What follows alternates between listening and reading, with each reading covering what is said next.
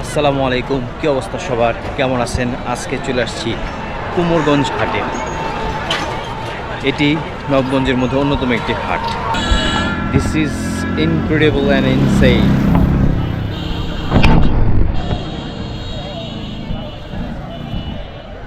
বিশাল বড় হাট, যে শুধু খোলা মাঠের দৃশ্য।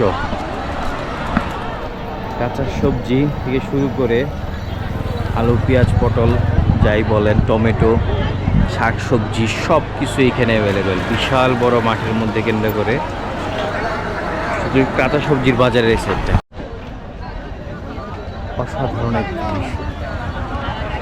শুধু ছোট ছোট দোকান, শাক সবজি, তরি তরকারি, আলু, পটল, নিত্য প্রয়োজনীয় যে শাক সবজিগুলো পাওয়া যায় সেগুলো এখানে বিদ্যমান।